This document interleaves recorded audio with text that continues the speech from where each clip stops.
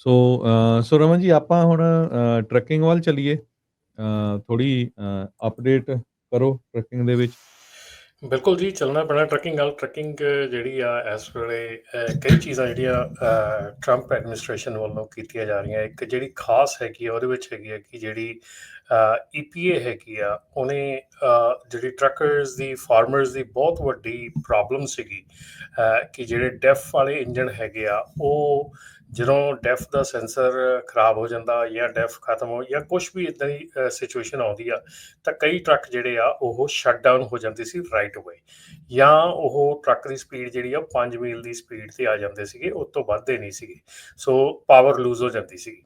ਸੋ ਹੁਣ EPA ਨੇ ਇੰਸਟਰਕਟ ਕੀਤਾ ਮੈਨੂਫੈਕਚਰਰਸ ਨੂੰ ਕਿ ਜਿਹੜਾ ਇਹ ਫਲਾ ਹੈਗਾ ਜਾਂ ਇਹ ਜਿਹੜੀ ਚੀਜ਼ ਹੈਗੀ ਆ ਇਹ ਟਰੱਕ ਦੇ ਜਿਹੜੇ ਇੰਜਣ ਹੈਗੇ ਉਹਨਾਂ ਦੇ ਵਿੱਚੋਂ ਇਹ ਸਾਰਾ ਕੱਢਿਆ ਜਾਵੇ, ਤਾਂ ਕਿ ਜਿਹੜਾ ਟਰੱਕ ਹੈਗਾ ਜਾਂ ਟਰੈਕਟਰ ਹੈਗਾ ਉਹ ਵਿੱਚ ਸੜਕ ਦੇ ਜਾਂ ਵਿੱਚ ਖੇਤਾਂ ਦੇ ਉੱਥੇ ਦਾ ਉੱਥੇ ਖੜਾ ਨਾ ਹੋ ਜਾਵੇ। ਇਸ ਕਰਕੇ ਕਿਉਂਕਿ ਬਹੁਤ ਜਿਹੜੇ ਨੁਕਸਾਨ ਜਿਹੜਾ ਆ ਉਹ ਹੋਇਆ ਹੈਗਾ ਇਹਨਾਂ ਚੀਜ਼ਾਂ ਦੇ ਕਰਕੇ, ਕਿਉਂਕਿ ਜਿਹੜੇ ਟਰੱਕ ਰਸਤੇ 'ਚ ਖੜ ਜਾਂਦੇ ਸੀਗੇ ਫਿਰ ਉਹਨਾਂ ਨੂੰ ਟੋ ਕਰਾਉਣਾ ਪੈਂਦਾ ਸੀਗਾ, ਬਹੁਤ ਜਿਹੜਾ ਖਰਚਾ ਆਉਂਦਾ ਸੀਗਾ।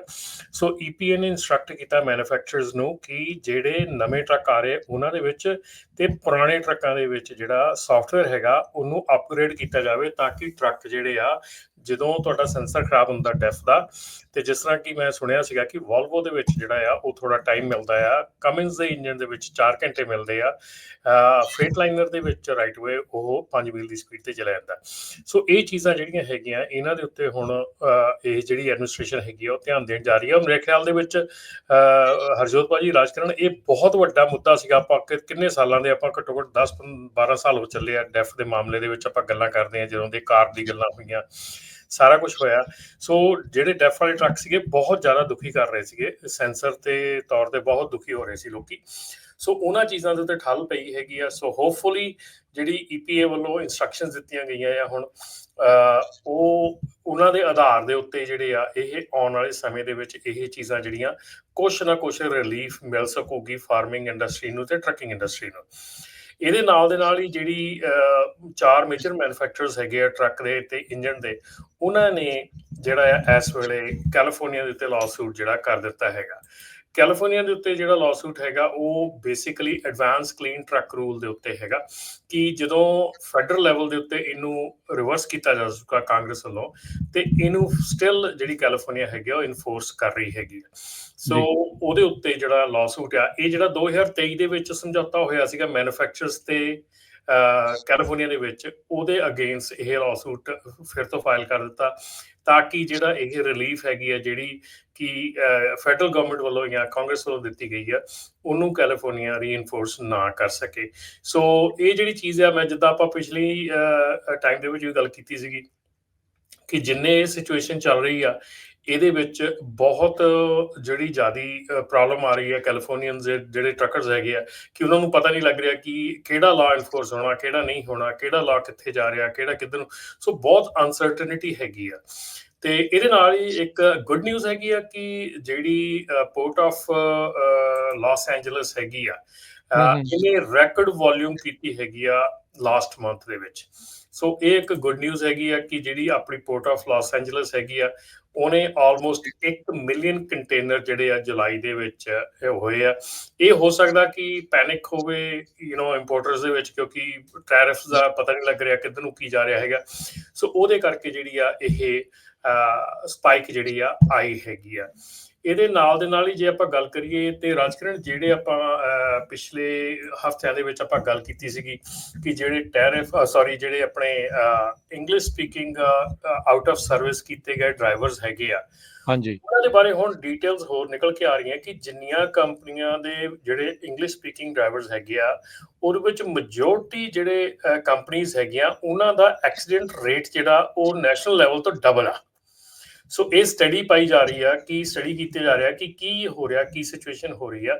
ਸੋ ਜਿਹੜੇ ਵੀ ਡਰਾਈਵਰ ਜਿੱਦਾਂ ਮਤਲਬ ਕਿ ਜਿਹੜੀਆਂ ਕੰਪਨੀਆਂ ਦੇ ਡਰਾਈਵਰਸ ਜਿਹੜੇ ਆ ਆਊਟ ਆਫ ਸਰਵਿਸ ਹੋਏ ਆ ਬਿਕਾਜ਼ ਆਫ ਇੰਗਲਿਸ਼ ਪ੍ਰੋਫੀਸ਼ੀਐਂਸੀ, ਉਹਨਾਂ ਕੰਪਨੀਆਂ ਦਾ ਐਕਸੀਡੈਂਟ ਰੇਟ ਜਿਹੜਾ ਆ ਉਹ ਨੈਸ਼ਨਲ ਲੈਵਲ ਤੋਂ ਡਬਲ ਆ।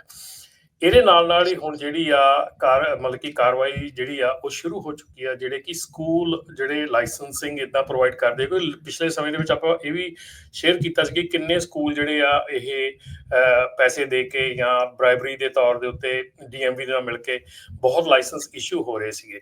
ਸੋ ਇੱਥੇ ਉਹਨਾਂ ਨੇ ਕਿਹਾ ਗਿਆ ਕਿ ਇਹ ਜਿਹੜੀ ਹੈਗੀ ਆ CDL ਮਿਲ ਕਹਿ ਰਹੇ ਆ ਉਹਨੂੰ, ਕਿ ਜਿੱਥੇ ਮਿਲ ਲੱਗੀ ਆ CDL ਡਰਾਈਵਰ ਲਾਇਸੈਂਸਿਸ ਦੀ, ਫੈਕਟਰੀ ਕਹ ਲਓ। ਹਾਂਜੀ, ਉਹ ਜਿਹੜੀ ਮਿਲ ਆ ਉਹਦੇ ਉੱਤੇ ਹੁਣ ਜਿਹੜਾ ਆ ਨਜ਼ਰ ਚੱਲ ਰਹੀ ਹੈਗੀ ਆ, ਉਹਦੀ ਇਨਵੈਸਟੀਗੇਸ਼ਨ ਹੋ ਰਹੀ ਹੈਗੀ ਆ, ਉਹਦੇ ਵਿੱਚ ਕੰਮ ਚੱਲ ਰਿਹਾ ਹੈਗਾ। ਸੋ ਹੋਪਫੁਲੀ ਜਿਹੜਾ ਇਹ ਕੰਮ ਹੈਗਾ ਜਿੱਥੇ ਕਿ ਪੂਰੀ ਟ੍ਰੇਨਿੰਗ ਨਾ ਦੇ ਕੇ ਲਾਇਸੈਂਸ ਦੇਣਾ ਜਾਂ ਨਜਾਇਜ਼ ਲਾਇਸੈਂਸ ਲੈ ਲੈਣਾ ਜਾਂ ਪੈਸੇ ਦੇ ਕੇ ਲਾਇਸੈਂਸ ਲੈ ਲੈਣਾ, ਹੋ ਸਕਦਾ ਆਉਣ ਵਾਲੇ ਸਮੇਂ ਦੇ ਵਿੱਚ ਇਹਦੇ ਤੇ ਵੀ ਠੱਲ ਪੈ ਜਾਵੇ। ਜੀ ਬਿਲਕੁਲ। ਬਿਲਕੁਲ ਸਰੋਤਿਓ, ਜੇ ਤੁਹਾਡਾ ਕੁਐਸਚਨ ਹੈਗਾ ਕੋਈ ਟਰੱਕਿੰਗ ਨਾਲ ਰਿਲੇਟਡ, ਕਿਉਂਕਿ ਰਮਨ ਜੀ ਛੁੱਟੀ ਤੇ ਸੀ 2 ਹਫ਼ਤਿਆਂ ਲਈ, ਤੇ ਤੁਸੀਂ ਕਾਲ ਕਰ ਸਕਦੇ ਹੋ 408 272 5200 4082725200। ਸੋ ਰਮਨ ਭਾਈ, ਜਿਹੜੇ EPA ਵਾਲਾ ਤੁਸੀਂ ਗੱਲ ਕਰਦੇ ਸੀ, ਇਹ ਜਿਹੜੇ ਮਾਡਲ ਨਵੇਂ ਸਟਾਰਟ ਹੋਣੇ 2027 ਤੋਂ, ਉਹਨਾਂ ਦੇ ਉੱਤੇ ਲਾਗੂ ਹੈ ਜਾਂ ਪੁਰਾਣਿਆਂ ਤੇ ਵੀ ਆ? ਨਹੀਂ ਜੀ, EPA ਨੇ ਇੰਸਟਰਕਟ ਕੀਤਾ ਕਿ ਜਿਹੜੇ ਪੁਰਾਣੇ ਟਰੱਕ ਹੈਗੇ ਆ ਉਹਨਾਂ ਦੇ ਵੀ ਜਿਹੜਾ ਇਹ ਅਪਗ੍ਰੇਡ ਕੀਤਾ ਜਾਵੇ, ਉਹਨਾਂ ਦਾ ਵੀ ਜਿਹੜਾ ਸੌਫਟਵੇਅਰ ਆ ਅਪਡੇਟ ਕੀਤਾ ਜਾਵੇ। ਤੇ ਜਿਹੜੇ ਨਵੇਂ ਹੈਗੇ ਉਹਨਾਂ 'ਚ ਤਾਂ ਡੈਫੀਨੇਟਲੀ ਉਹਨਾਂ ਨੇ ਕਿਹਾ ਹੈਗਾ ਕਿ ਨਹੀਂ ਕਰਨਾ ਹੈਗਾ, ਪਰ ਜਿਹੜੇ ਪੁਰਾਣੇ ਟਰੱਕ ਹੈਗੇ ਉਹਨਾਂ ਦੇ ਵਿੱਚ ਵੀ ਜਿਹੜਾ ਸੌਫਟਵੇਅਰ ਅਪਡੇਟ ਕੀਤਾ ਜਾਣਾ ਚਾਹੀਦਾ।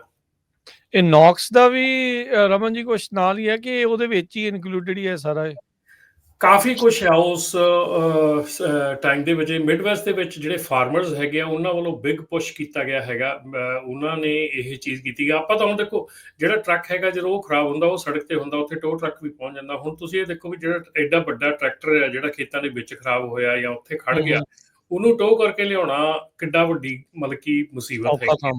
ਸੋ ਇਸ ਕਰਕੇ ਜਿਹੜੇ ਫਾਰਮਰਸ ਹੈਗੇ ਉਧਰ ਮਿਡਵੈਸਟ ਦੇ ਵਿੱਚ ਫਾਰਮਰਸ ਹੈਗੇ ਵੱਡੇ, ਉਹਨਾਂ ਦੇ ਵੱਲੋਂ ਕਾਫੀ ਵੱਡਾ ਪੁਸ਼ ਸੀਗਾ ਇਸ ਚੀਜ਼ ਦੇ ਉੱਤੇ ਕਿ ਜਿਹੜੇ ਡੈਫ ਵਾਲੇ ਜਿਹੜੇ ਸੈਂਸਰਸ ਹੈਗੇ ਆ ਇਹ ਬਹੁਤ ਜ਼ਿਆਦਾ ਪ੍ਰੋਬਲਮੈਟਿਕ ਹੈਗੇ ਆ। ਸੋ ਆਈ ਥਿੰਕ ਕਿ ਇਹ ਇੱਕ ਸਹੀ ਦਿਸ਼ਾ ਵਿੱਚ ਕਦਮ ਆ, ਕਿਉਂਕਿ ਟਰੱਕਿੰਗ ਕੰਪਨੀ ਦੇ ਕੋਲ ਜਦੋਂ ਅਸੀਂ ਜਾਂਦੇ ਸੀਗੇ ਸੁਣਦੇ ਆ ਤੇ ਮਤਲਬ ਕਿ ਸੈਂਸਰਸ ਦਾ ਇੰਨਾ ਜ਼ਿਆਦਾ ਮਤਲਬ ਕਿ ਕੰਮ ਖਰਾਬ ਹੋ ਚੁੱਕਾ ਟਰੱਕਿੰਗ ਦੇ ਵਿੱਚ ਕਿ ਮਾੜਾ ਜਿਹਾ ਸੈਂਸਰ ਖਰਾਬ ਨਹੀਂ ਹੁੰਦਾ ਤਾਂ ਸਾਰਾ ਕੁਝ ਹੀ ਵਿਗੜ ਜਾਂਦਾ।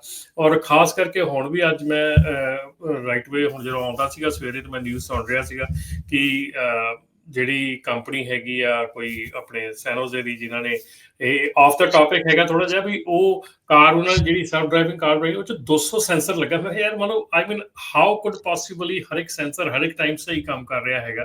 ਮਤਲਬ ਇਹ ਮੈਂ ਉੱਤੇ ਨਹੀਂ ਕਰ ਰਿਹਾ, ਪਰ ਜਿਹੜੇ ਟਰੱਕ ਹੈ ਟਰੱਕਾਂ ਦੇ ਵਿੱਚ ਵੀ ਪਿਛਲੇ ਸਮੇਂ ਤੋਂ ਜਿਹੜੇ ਸਮੇਂ ਤੋਂ ਅਸੀਂ ਟਰੱਕਿੰਗ ਕਰਦੇ ਸੀ ਉਦੋਂ ਛੱਡਿਆ ਸੀ, ਉਸ ਤੋਂ ਬਾਅਦ 'ਚ ਬਹੁਤ ਜ਼ਿਆਦਾ ਸੈਂਸਰ ਜਿਹੜੇ ਆ ਟਰੱਕਿੰਗ ਦੇ ਵਿੱਚ ਟਰੱਕ ਦੇ ਵਿੱਚ ਲੱਗੇ ਹੋਏ ਆ। ਸੋ ਉਹ ਜਿਹੜੇ ਸੈਂਸਰਸ ਹੈਗੇ ਆ, ਕਈ ਵਾਰੀ ਇੱਕ ਅੱਧਾ ਸੈਂਸਰ ਜਿਹੜਾ ਕਿ ਐਡੀ ਵੱਡੀ ਪ੍ਰੋਬਲਮ ਨਹੀਂ ਹੁੰਦੀ ਲੇਕਿਨ ਉਹ ਵਿਗੜ ਜਾਵੇ ਤਾਂ ਤੁਹਾਡਾ ਟਰੱਕ ਖੜ ਜਾਵੇ ਤਾਂ ਇਹ ਬਹੁਤ ਵੱਡੀ ਗੱਲ ਹੈਗੀ ਆ। ਜੇ ਕੋਈ ਮੇਨ ਚੀਜ਼ ਤੁਹਾਡੀ ਖੜ ਗਈ ਆ ਤਾਂ ਚਲੋ ਟਰੱਕ ਦਾ ਖੜਨਾ ਬਣਦਾ, ਪਰ ਕੁਛ ਨਾ ਕੁਛ ਵਾਰਨਿੰਗ। ਹੁਣ ਜਿਹੜਾ ਮੇਰਾ ਪਿਕਅਪ ਹੈਗਾ ਉਹਦੇ 'ਚ ਜਦੋਂ ਡੈਫ ਰੀਜਨਰੇਟ ਹੁੰਦਾ ਉਹ ਮੈਨੂੰ ਵਾਰਨਿੰਗ ਆ ਜਾਂਦੀ ਆ ਕਿ ਇਹਨੂੰ ਰੀਜਨਰੇਟ ਕਰੋ, ਨਹੀਂ ਤਾਂ ਅਗਲੇ 500 ਮੀਲ ਬਾਅਦ ਤੁਹਾਡਾ ਟਰੱਕ ਜਿਹੜਾ ਖੜਾ ਹੋ ਜਾਊਗਾ, ਸਟਾਰਟ ਨਹੀਂ ਹੋਊਗਾ। ਸੋ ਦੈਟਸ ਫਾਈਨ, 500 ਮੀਲ ਦੀ ਹੈਗੀ ਆ ਵਾਰਨਿੰਗ ਹੈਗੀ ਆ, ਬੰਦਾ 500 ਮੀਲ ਦੇ ਵਿੱਚ ਉਹਨੂੰ ਰੀਜਨਰੇਟ ਕਰ ਲੈਂਦਾ, ਠੀਕ ਹੈ। ਸੋ ਜੇ ਤੁਹਾਡਾ ਡੈਫ ਘਟਦਾ ਆ ਤਾਂ ਵੀ ਤੁਹਾਨੂੰ ਉਹ ਵਾਰਨਿੰਗ ਆ ਜਾਂਦੀ ਆ ਕਿ 500 ਮਾਈਲਸ ਤੋਂ ਬਾਅਦ ਤੁਹਾਡਾ ਟਰੱਕ ਜਿਹੜਾ ਸਟਾਰਟ ਨਹੀਂ ਹੋਣਾ ਹੈਗਾ। So that's good. ਬਟ ਜੇ ਤੁਹਾਡਾ ਉੱਥੇ ਜੇ ਕੋਈ ਵੀ ਚੀਜ਼ ਹੋਵੇ, ਤੁਹਾਡਾ ਉੱਥੇ ਪਿਕਅਪ ਖੜ ਜਾਵੇ ਤੇ ਤੁਸੀਂ ਉਹਨੂੰ ਤੋੜ ਨਾ ਸਕੋ ਜਾਂ 5 ਮੀਲ ਦੀ ਸਪੀਡ ਹੋ ਜਾਵੇ ਤਾਂ ਇਟਸ ਰੀਅਲੀ ਮਤਲਬ ਕਿ ਪੇਨਫੁਲ ਹੈਗਾ ਟਰੱਕਰ ਵਾਸਤੇ। ਹਾਂਜੀ, ਵੀ ਇੱਕ ਸੈਂਸਰ ਕਰਕੇ ਏਡਾ ਟਰੱਕ ਜਿਹੜਾ ਉਹ ਖਿਲਾਰ ਲਓ, ਉਹਦਾ ਤਾਂ ਕੋਈ ਤੁੱਕ ਜਿਹੜੀ ਉਹ ਬਣਦੀ ਨਹੀਂ। ਵੀ ਐਟਲੀਸਟ ਉਹਨੂੰ ਉਸ ਜਗ੍ਹਾ ਤੇ ਤਾਂ ਲਿਜਾਣ ਜੋਗਾ ਹੋਣਾ ਚਾਹੀਦਾ ਆ ਵੀ ਜਿੱਥੇ ਜਾ ਕੇ ਠੀਕ ਕੀਤਾ ਜਾ ਸਕੇ।